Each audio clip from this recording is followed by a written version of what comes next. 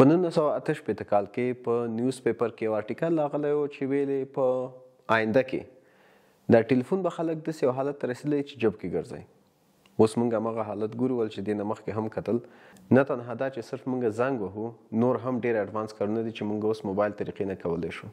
نو دا ویډیو کې هم موږ د 2023 داسې ټکنالوژیان باندې خبرې کوو چې هغه موږ سره اوس فعلا په ټاپ کې روان دي او ډېر پرمختګ یې کړی ده. دې کال کې به نور هم دا پرمختګ کوي. نو دې نه مخکې چې زه ویډیو شروع کوم نو یو سوال به تاسو نه کوم چې هر چا جواب ورکړو کامنټ کې ماته ولیکئ. یو هارډ به واخلي ټول نه به ټاپ د هغه کامنټ وي چې ټلیفون اول دفعه دپاره کومې کمپنۍ جوړ کړو؟ نوکیا، سامسنګ، موټرولا او که نیپان؟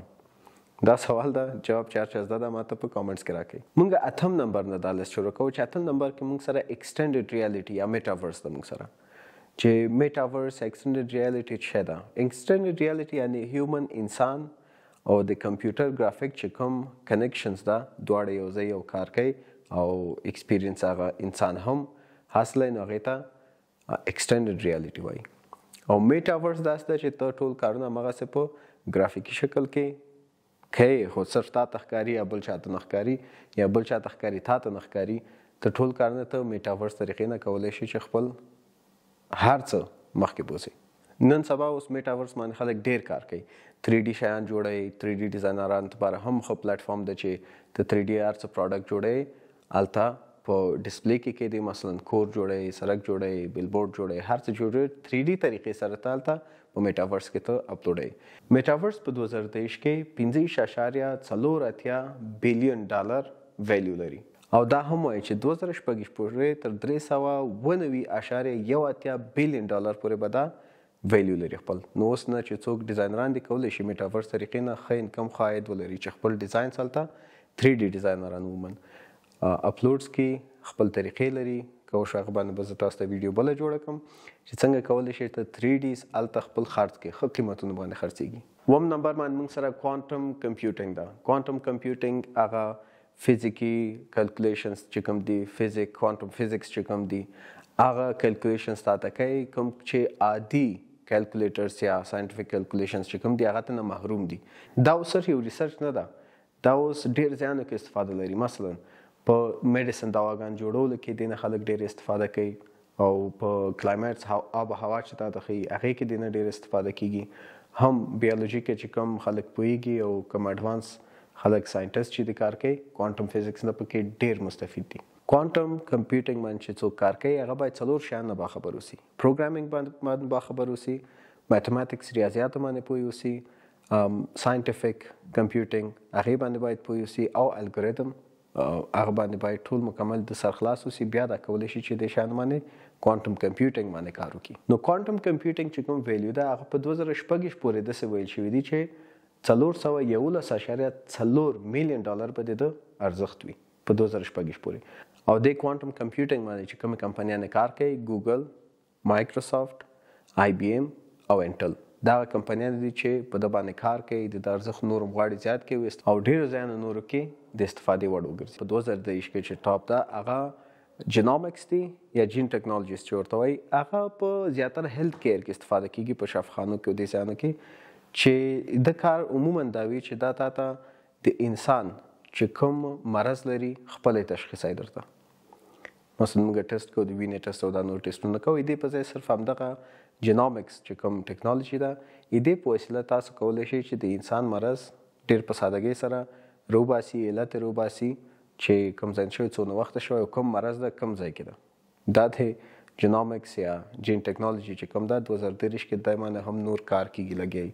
څوک چې په دې برخه کې وظیفه لري یا کار کوي هغه کال کې تقریبا 94,000 ډالر کار کې دا معاش لري چې تر 2026 آخر کاله پورې د قیمت به یا ارزښت به د دې ټیکنالوژي 54.4 بلین ډالر وي. چې دې کې کومه کمپنیانې چې کار کوي هغه ترمو فشر ده، هغه المینیا ده او یو بل چې ده GBI جینومکس. دا کمپنیانې په دې باندې ډېر کار کوي چې د ارزښت نور هم زیات کړي او دا عام کړي. بلاک چین څه شته وایي؟ بلاک چین کې کیدای شي موږ نور ویډیوګان هم اپلوډ کړي اوسي. ساده ژبه کې بلاک چین تاسو به وایئ چې څنګه موږ کولی شو پیسې یو کس نه بل کس ته بغیر د کوم بانک بغیر د کوم ویزا کارت بغیر د شان موږ ولیکو.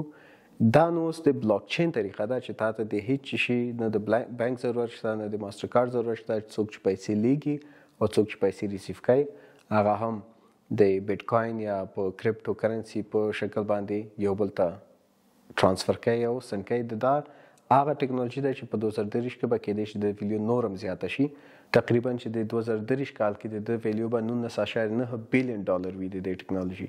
څوک چې په بلاک چین کې کار کوي هغه باید درې شیانو باندې باید پوه شي. کریپټوګرافي باندې پوه شي، کمپیوټر نیټورکینګ باندې پوه شي او ډیټا سټرکچر باندې پوه شي. دې باندې چې پوه شول دا کولی شي چې بلاک چین کې ښه اسان طریقې سره وظیفه واخلي او کار پکې وکړي. تاسو به د وای فای نوم اورېدلی وي مګر لای فای نوم به هم نه یې اورېدلی. وای فای موږ ته وایرلس انټرنیټ راکوي چې بغیر د کوم کیبل نه موږ موبایل کې لیپټاپ کې هغه نه استفاده وکړو. لای فای به بیا څه اوسي؟ لای فای اوس داسې یو ټکنالوژي باندې کار کوي چې د برق په طریقه د ګروپ په طریقه د رڼا په طریقه باندې ته خپل کمپیوټر کې ډیټا کنیکټډ وساتي. مثلا مونږ راوټر چالانو وای فای استفاده کوو. دا به ته لایټ چالانې د کور کې د کوم لایټ وسی یا کوم نور ځای کې چې لایټ وسی دا چې ولګو تا د کور کې انټرنیټ پرووایډ کیږي. د دې سپیډ تقریبا 100 چنده تیز دی وای فای نه ده. نو چې کوم استفاده د لای فای نه وي نو هغه به بیا ډېر سپیډ کې نظر په دې چې څوک استفاده د وای فای نه کوي. نو د دې استفاده زیاتره په اوبو لاندې چې کوم ځایان دي هغه ځای کې به فعال وي. مثلا سبمرین ده چې د اوبو لاندې ځي او په سړکونو باندې چې کوم ګروپونه دي په هغه طریقې نه به دا کنیکټ وي چې ته به چې کوم سړک باندې هم ځې ګروپ به چالان وي او تا ته په انټرنیټ کار کوي. دا اوس یو ډېر نوی شی ده او دا ډېر کار ساده کوي. ضرورت نه لري چې ته ډیټا فعاله کړې، هر څه وکړې، لایټ نه به ته انټرنیټ ترلاسه کوي. یعنی دقیقا ته خو به پیسې ورته ورکوې، داسې نه ده چې مفته اوسي خو مګر فیسیلیټي زیاتېږي. دې طریقې سره دا موټرونه چې کوم سمارټ موټرونه دي په انټرنیټ پکې ورکول کېږي یا سړک لاره کتل کېږي. دوی کار به یو کمیونیکیشن به ډېر ساده کېږي نورم. نو دې ډیوایس باندې یا دې ټکنالوژي باندې چې کوم کمپنیان کار کوي هغه سیګنیفای ده، اولټ کام ده او پیور لای فای په نوم چې کمپنیان دي دا درې دانې په دې لای فای باندې کار کوي. نو د 2026 تر اخره پورې د ویلیو به 1.6 میلیون ډالر وسی. نو دا اوس یو ټکنالوژي ده چې ټولو دپاره نوې ده او ډېر کارونه ساده کوي. دریم نمبر باندې چې موږ ټکنالوژي ده هغه 4D پرنټینګ ده. 3D پرنټینګ به تاسو لیدلی اوسي چې داسې یو ماشین ایښی وي او هغې کې 3D سافټویر کې یو ډیزاین جوړوي، بس هغه ماشین هم هغه سافټویر سره کنیکټډ وي، بس هلته ورته ایډرس ورکوي نو خپل څو ساعته چې کېږي څونه وخت چې نیسي هغه 3D تا ته پرنټ کوي. 4D کې بیا څه کمال ده؟ 4D دا ده چې هغه خپل شکل په خپله تبدیلوي. ضرورت نه لري چې ته ورکې ګوتې وهې. مثلا زه یو لاین جوړوم داسې سیده مګر منځ کې بلاک شته دي 3D کې ما جوړ کړی. دا یا ګرمایش ده یا د یخ هوا کې چې کوم ځای چینج کېږي نو تا به هلته ورته میټیریلز چې کوم مواد هغې کې استفاده شوي د هغې مطابق چې ته پرنټ کوې دا خپله ځان راغونډوي، یا به داسې کېږي او یا به اوږدېږي. دې طریقې سره دا 4D پرنټینګ ده. مثلا روانه اواره ورقې غوندې ډیزاین به تا کړی چې هوا یخېږي یا ګرمېږي دا به خپله داسې راقاتېږي. دا 4D پرنټینګ ده. سیم پرنټینګ 3D غوندې کېږي مګر فرق دا ده چې دا به دې کې داسې مواد استفاده کېږي چې کله دا هوا یخه یا ګرمه شي یا کوم هوا دپاره چې تا ورته مواد اضافه کړي دي هغه هوا او هغې درجې ته چې ورسېږي خپل شکل تبدیلوي.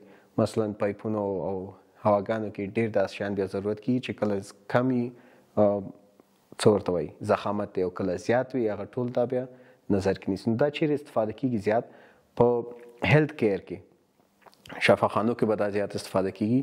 په ایروسپیسز کې چې کوم فضا ته ځي کوم ټکنالوژیان هغې کې به دا ډېر استفاده کېږي.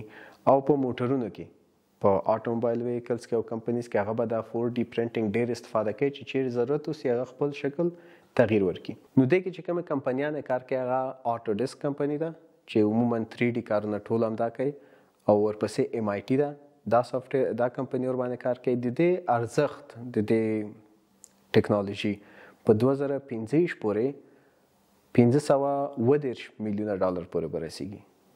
نو دې ټکنالوژیان داسې دي چې موږ ته ډېر کار ساده کوي. عموما شفاخانو کې که چیرې مریضانو ته یو څه ضرورت اوسي چې هغه دننه وجود کې چې کله حرارت زیاتیږي د وجود هغه کمه سي حالت کې اوسي او که کمیږي څنګه حالت کې اوسي هغه ټول به دا په خپله کنټرولوي. دویمه درجه کې چې کومه ټکنالوژي زه غواړم تاسو ته تشریح کړم هغه ده هیومن اګمنټیشن په نوم.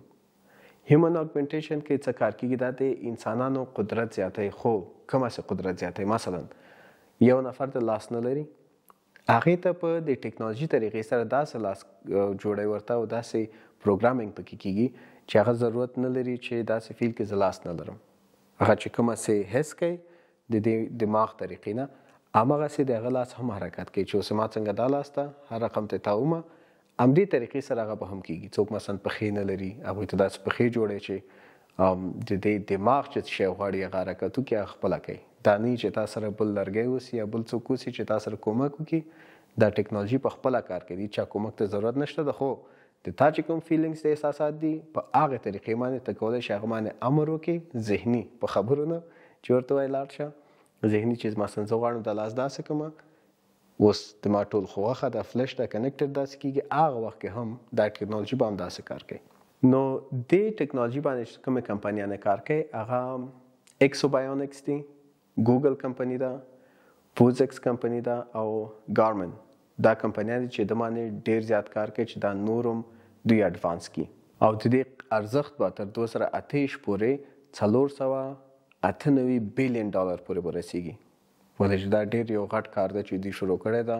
مخکې هم کارونه پیول خو اوس دا ټکنالوژي باندې د کال کې کارونه نورم زیات روان دي.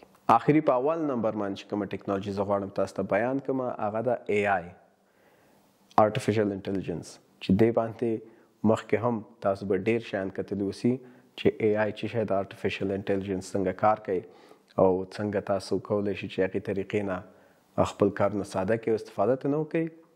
AI ده مثلا ساده ګوګل سرچ کې که تاسو ولیکئ ulearna.com ډایرکټ راته هغه ulearna راوړي. هغه څوک کوم ځای کې هم چې ulearna ریلیټډ کوم مواد هم اوسي هغه تاته راوړي. سمپل بیسک ساده خبره چې زه کولی شم دا یو ده او دا به داسې کار کوي. AI مثلا روباټ تاسو په فلمونو کې هم کتلی اوسي چې کوم روباټ باندې AI دوی استفاده کوي هغه به داسې کار کوي لکه انسان غوندې احساسات به لري او چې کومه څه خبره ته ورته کوي د هغه خبرې مطابق د همغې مطابق به تاسو ته ریاکشن ښیي. مثلا که ته ورته یو جوک وایې خندا والا ټوک وکړي به درته خاندي.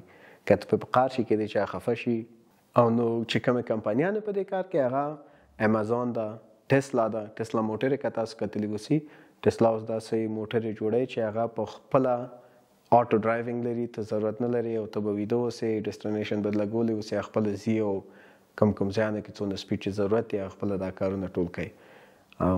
څه شی شو؟ ټسلا شو، امازون شو، ګوګل شو، اپل شو او مایکروسافټ چې کومې کمپنیان دي دا ټول په AI باندې کار کوي چې دا نور هم استفاده دې زیاته شي او پوه شي چې کوم ځایونه کې نور موږ کولی شو چې AI نه استفاده وکړو. کولی شو مثلا یو ساده ویب سایټ به زه تاسو ته وښایم چې چیټ GPT په نوم.